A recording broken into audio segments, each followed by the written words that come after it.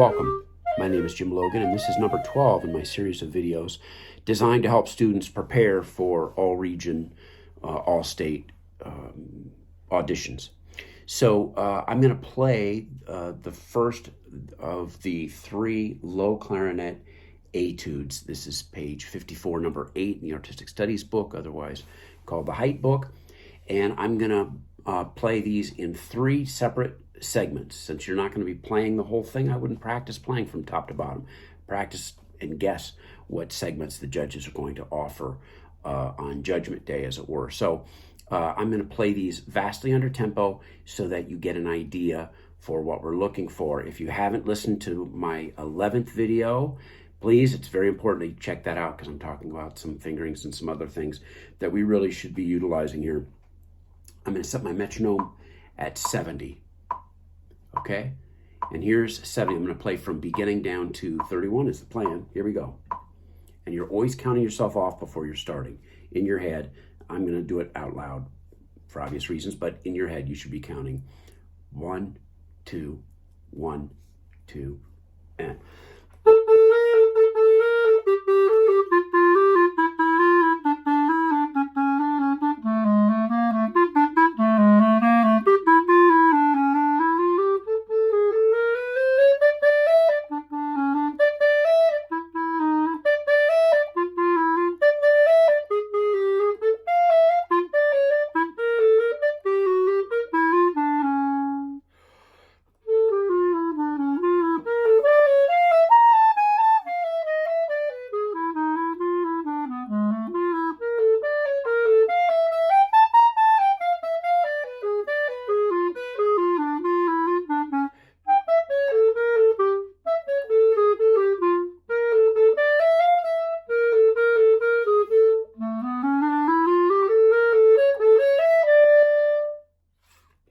Now, before playing the next segment, a couple of thoughts. I think I might have missed an articulation there leading into 25.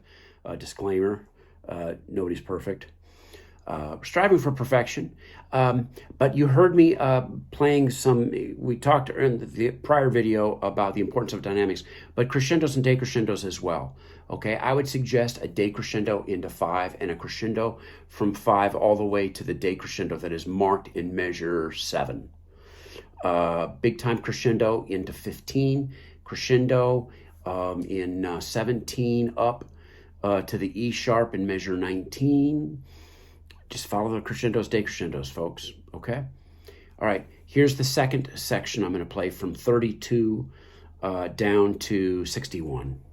Here's my dynamic, or my tempo, 70. And again, always, always, always counting yourself off. 1, 2, 1, 2.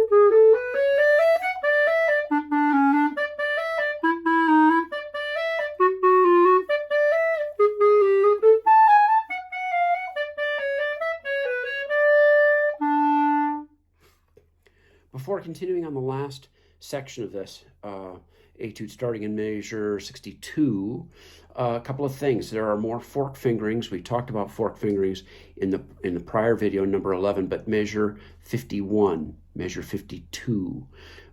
Make sure that you're not flipping.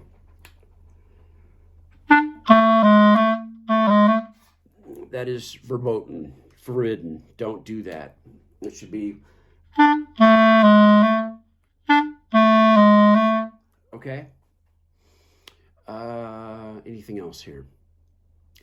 In terms of breath, when we're this far under tempo, I'm not paying too close of attention to breathing. When we get this worked up, and it should be worked up a good bit faster, then we start paying attention to the breathing.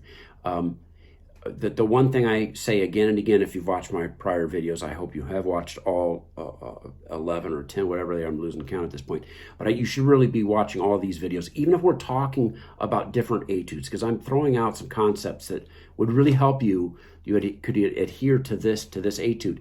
But in terms of breathing in these fast etudes, you can take breaths away, but you should not be adding breaths. If you're adding breaths to a fast etude, it means that you're not up to snuff, that you're not up to tempo, or you are up to tempo and you have some breathing issues, and that will all be red flag stuff for the judges to listen to. Hey, why they're taking a breath there? They will know. Trust me.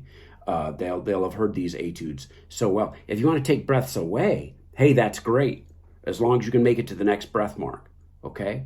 As an example, in measure 30, in measure 29, there's a breath mark after that eighth note. If you can make it all the way to beat 2 of 31 and take the breath there, do it. Okay? You do not have to take a breath. You shouldn't be adding breaths on the fast etudes. Okay? You can take them away. Okay, so third segment here, counting yourself off always. 1, 2, ready, and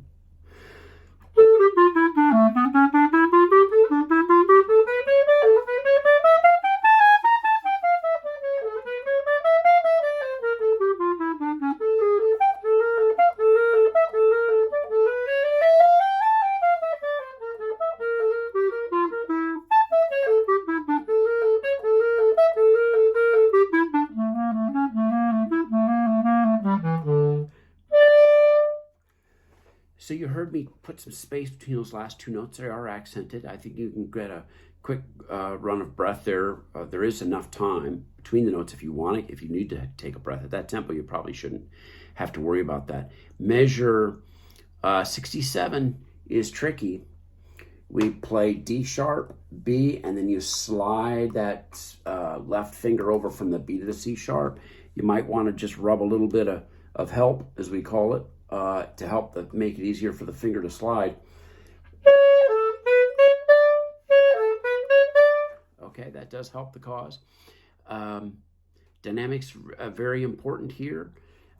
So there you have it. Pay attention, look for my next video in which we will go into the second and third etude for low clarinets to be coming out very soon. So get to work. Consistent practice is extremely important at this point. Good luck. Let me know if you have any questions. Happy to help in any way I can.